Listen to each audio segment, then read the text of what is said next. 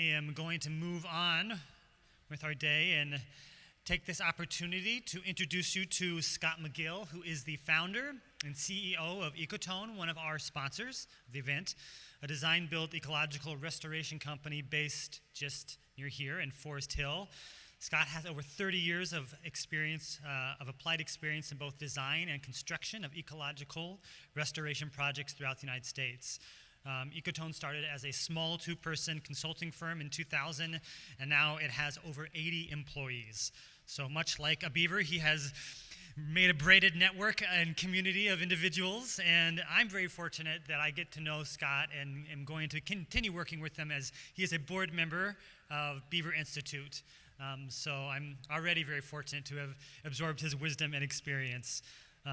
Scott and his wife of 29 years reside in Fallston, Maryland, and have 3 grown children. Outside of Ecotone, he is a certified Reiki Master Teacher and enjoys cycling, dog training, fly fishing, and adventure bikepacking. So I want to join your life. That sounds like a lot of fun, Scott. So please join me in welcoming Scott McGill, who's now going to speak. Welcome back, everyone.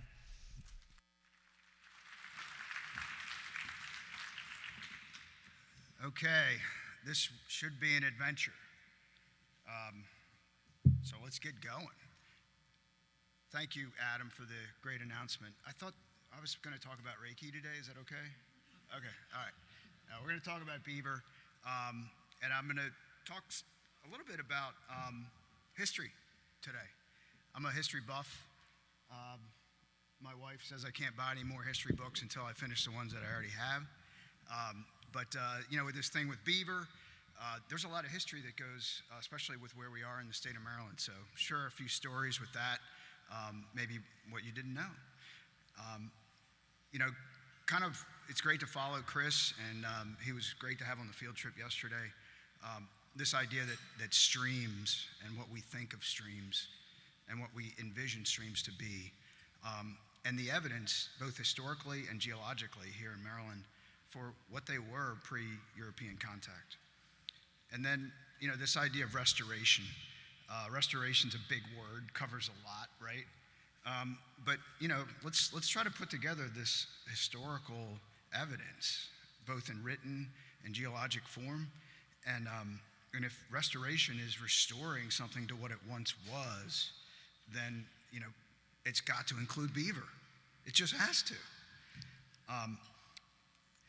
And, my story goes before Beaver, goes back to wolves, and back in '86 when I had a full head of hair and a lot more energy. I studied the magic pack coming back into Glacier Park.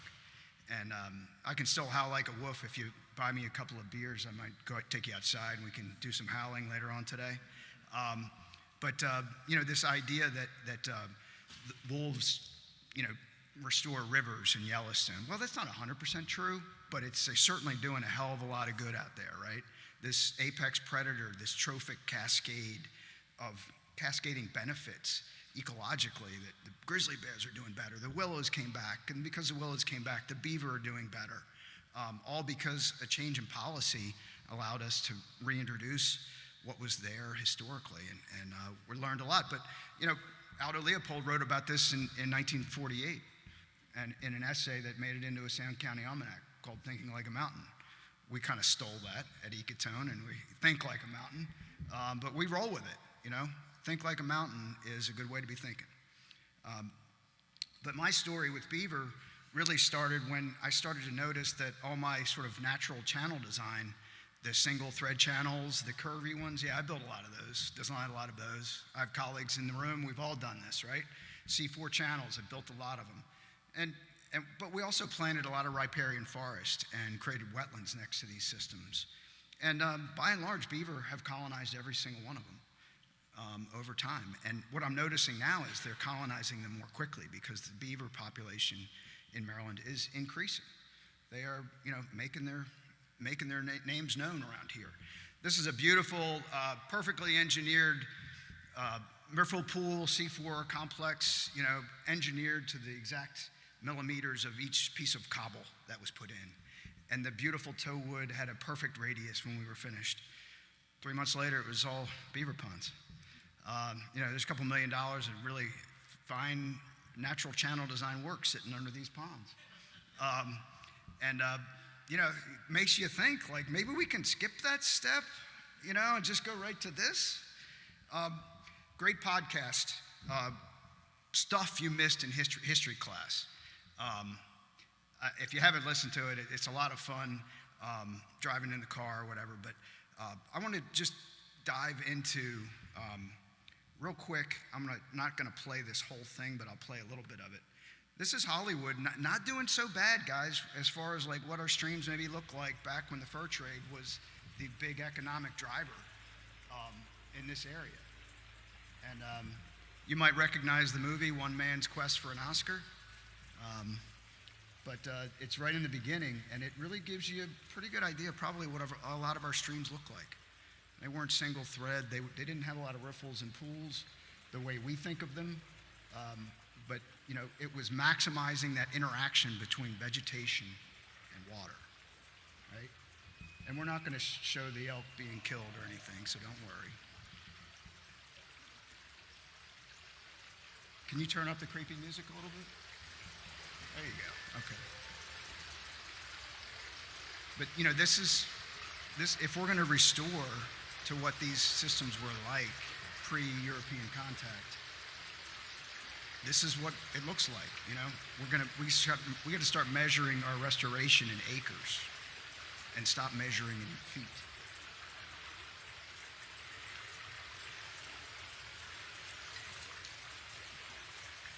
Okay, because of time, I'm going to move along, but you get the idea. So first history factoid of this morning is that, we all learned about Jamestown, right? 1607. And then we also learned about the Pilgrims in Plymouth, Mass, right? By the way, the Pilgrims, it was all about God and Beaver. Without beaver pelts, going back to England, they would have probably starved to death. But, Kent Island, not too far from here, I just went to a conference last week on Kent Island, is the third oldest colony in this country. English colony, that is. I never knew that. And why was it there? It was there because an entrepreneur named William Claiborne started a trading post. And he built huts, he got investors. He was sort of the Elon Musk of the fur trade back in the early 17th century. He had a trading post not only on Kent Island, along the bay, where Route 50 goes over, the Bay Bridge goes over the Chesapeake Bay, but hey, let's get another one going. Palmer Island, Garrett Island, this island you can see on 995 as you go north or south. It's now used as footers for a railroad bridge in Route 40. But he was really the first pirate of the Chesapeake. There were wars fought over the fur trade here in Maryland. He had started his travels here in the U.S., or in the colonies at the time, as a leader in the Virginia colony. And then he got permission to trade with the indigenous cultures up here in the Chesapeake Bay. And he wasn't the only one. There were many others, probably hundreds. But this gives you a flavor for, going back into the 1620s. This wasn't just the 17th century. That's how we think about it, right? It was like, no, this was the 1620s to the 1630. And then things started to change, right? But he fought with the Maryland colonists. And the Marylanders, when they came in to establish St. Mary City, they sacked Kent Island and Garrett Island. But William Claiborne, let me back up. He had an innate ability to negotiate and to meet the indigenous populations where they were. He wasn't trying to convert them to Christianity. He was trying to make deals, right? And they were beneficial not only to him, but also to the indigenous cultures, right? So this was a symbiotic, collaborative relationship where both parties did well. You could, for what it cost you to get a pelt from here back to England, your profits were like 30-fold. That's like software company profits right there. I mean, that no wonder the Maryland colony and their flyers in England put the fur trade as an enticement for people to come here, right? But Claiborne's elaborate preparations and operation brought in 7,488 pounds of beaver pelt. Pelt's about 1.5 pounds, I believe. So, you're talking about 5,000 beaver, one guy, one operation, and there were many more. So where were they coming from? They weren't coming in on Amazon box. They were coming in from the tributaries of the Chesapeake Bay, right? And the Susquehannocks were Claiborne's major trading partners. And they went into Pennsylvania and again up into the Bay watershed to bring these pelts. Another fella, Henry Fleet, focused on the Potomac River. And he was, really interesting story, he was taken captive for 6 years and then ransomed. But in that time, he learned a lot of dialects and language. So, boy, he came out of that pretty good. He was pretty valuable. He, like Claiborne, went back to England, said, hey, I got an idea. Anybody want to invest with me? And he came back with a ship and started trading up the Potomac. And, he was looking not for, a few pelts, but thousands of pelts, right?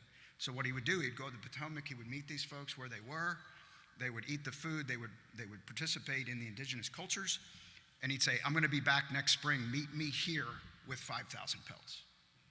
And the indigenous cultures, they wanted the hatchets, they wanted the beads, they wanted all these things that the Europeans had. So again, it was this collaborative, symbiotic relationship whereby both parties benefited. Now, of course, we know the end of this story, right? Smallpox and other things, this didn't last very long. A lot of these tribes, just ceased to exist over the next 30 years. But the collaboration was key to both sides. To the indigenous people, the trading was a good thing, right? And it just wasn't the duality of bad for the native people and good for the Europeans. Both sides stood to gain from that trade. And it got to the point, obviously, that beaver pelts were a form of currency. And you were mortgaged to the hilt, and you owed Johnny down the road, you owed him 30 pelts. Pelts were much more valuable than tobacco at the time. And then, of course, we know the rest of the story as, this was unsustainable, right? So beaver were just trapped, and then folks started moving west and west and west into the Ohio Valley and so on. And the great book, Fur, Fortune, and Empire, goes into that whole fur trade. That's the historical evidence. Luckily, Fleet and Claiborne were well written about, especially since Claiborne especially battled with the Maryland colony. But geologically speaking, you can see this in any stream bank here in the Piedmont. This stream bank is not more than 5 miles north of where we sit right now. And you can see the legacy sediment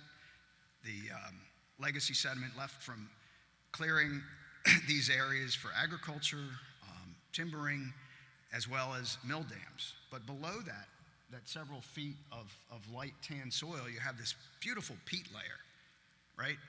And the peat layer signifies basically 9,000 years plus of deposition, right?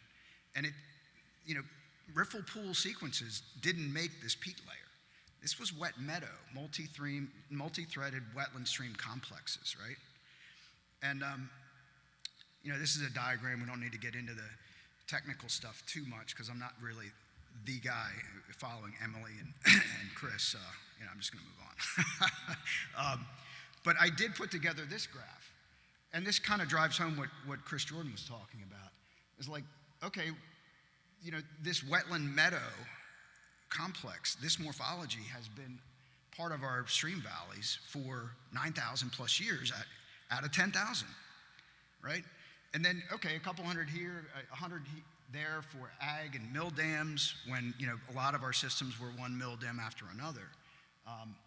And then, when the mill dams went away, what happens? Well, that water just started working its physics on and through those sediments, and you're left with an entrenched single thread channel. So why are we restoring things to single thread channels? I spent many years not only building and designing single thread channels, but teaching others how to do it. And these are just some. There's a book written, Streams of Revenue, not too kind to, what folks are doing to in the restoration industry, right?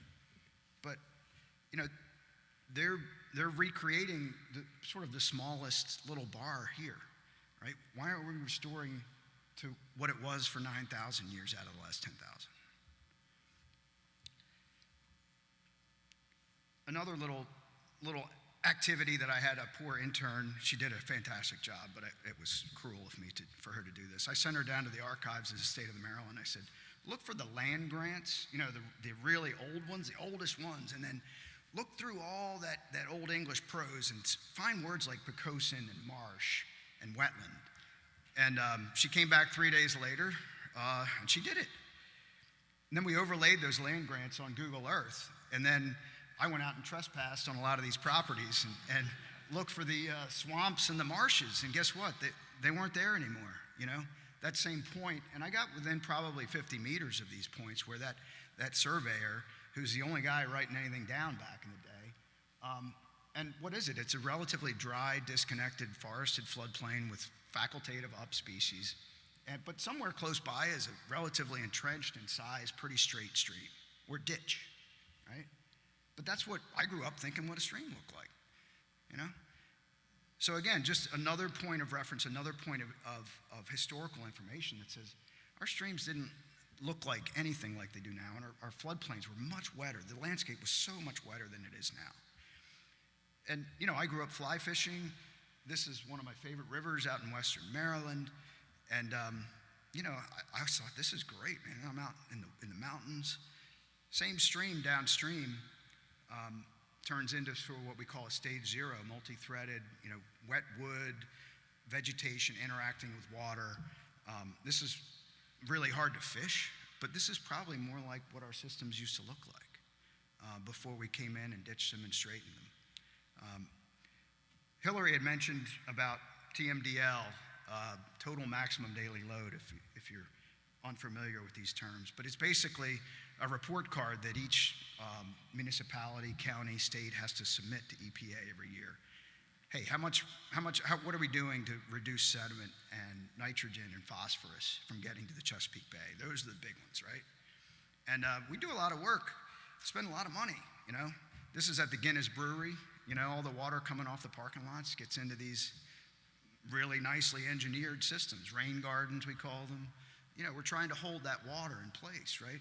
And you get credit for this, right? So, every year they do a spreadsheet and they submit to the state and they're like, yeah, we did all this and we spent a lot of money. And hey, and Ecotone, we do a lot of that.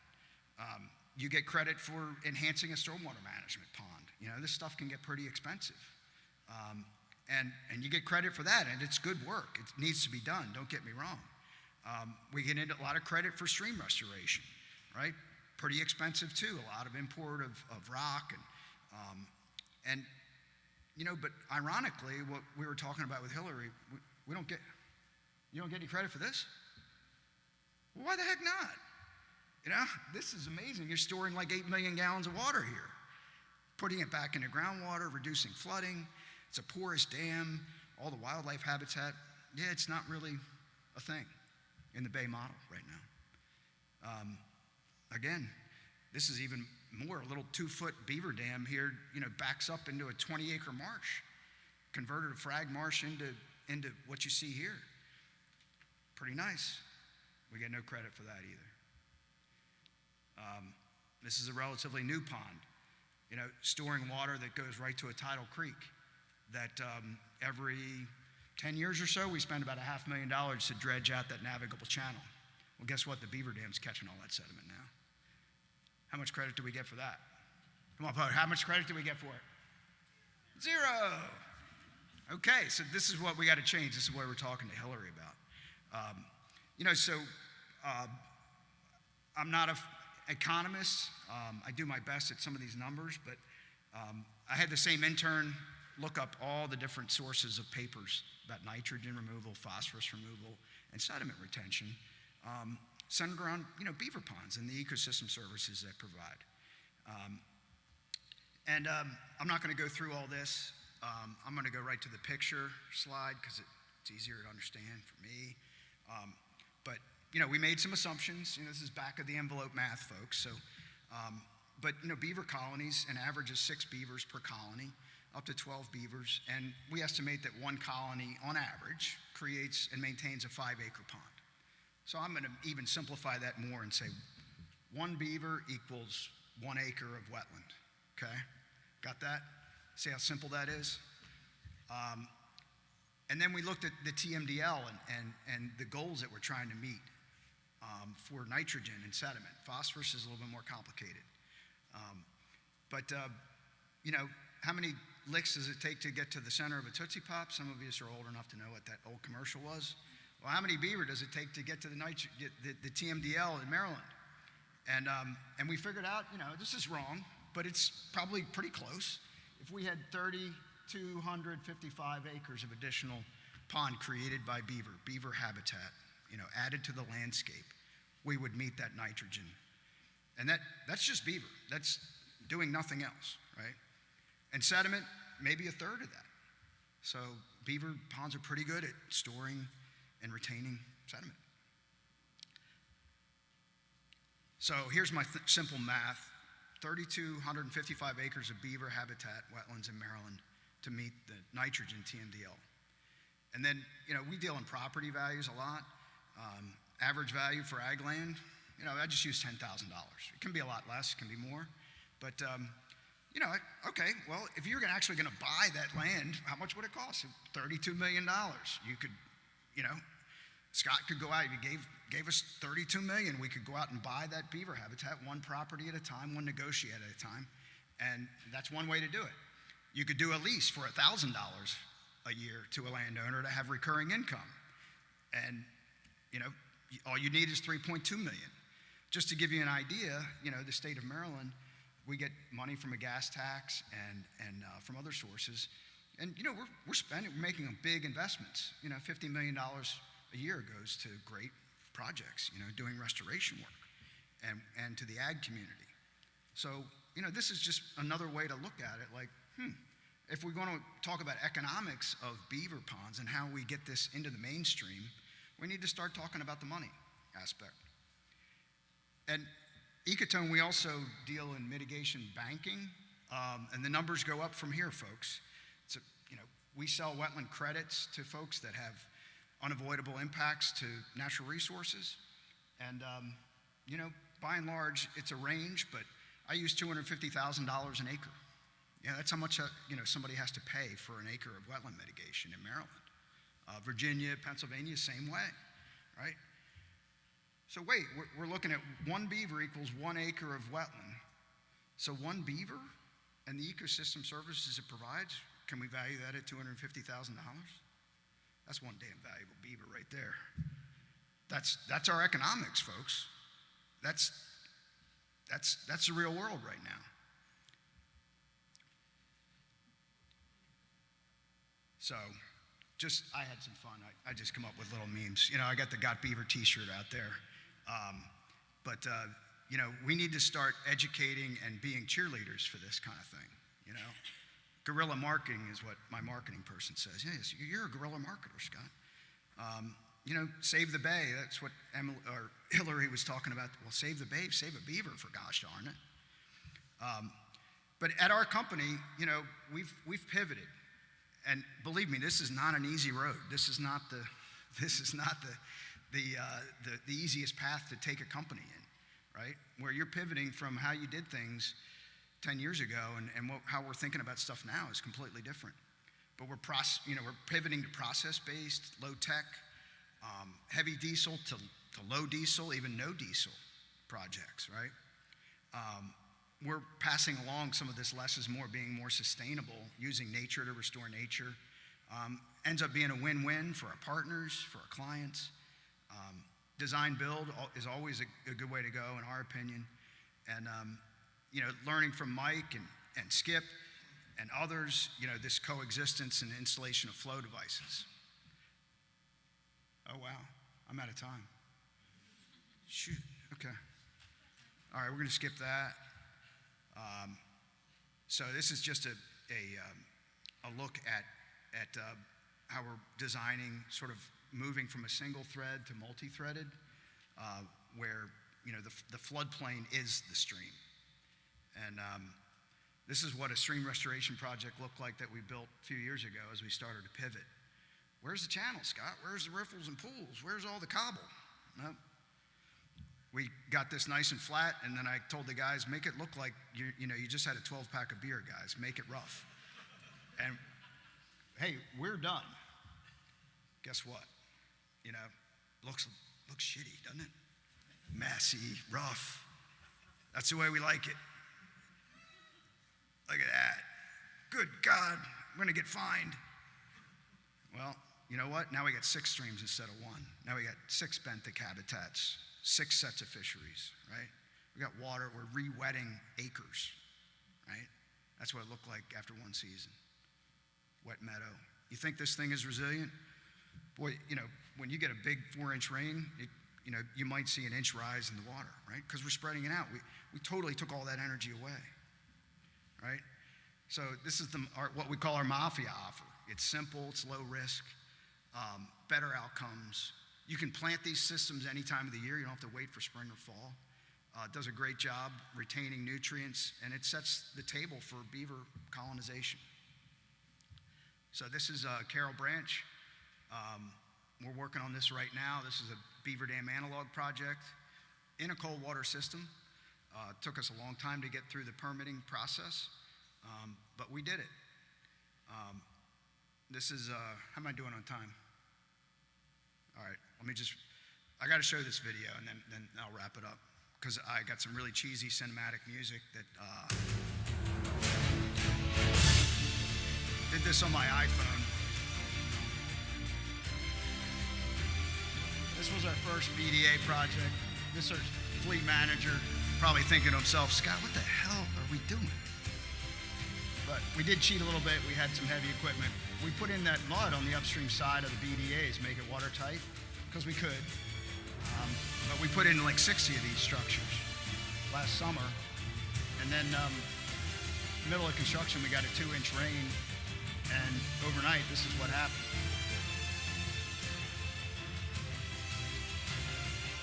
And one of my favorite clients that we work with, Elmer, the Washington County SCD, I remember him 4 years ago when we were presenting this idea of Beaver, and I did a workshop, and at the end he raised his hand, he said, Scott, I think you've lost your mind. Well, he's a sponsor of this project, so there's a lot more Elmers out there. Let's get to work. Thank you.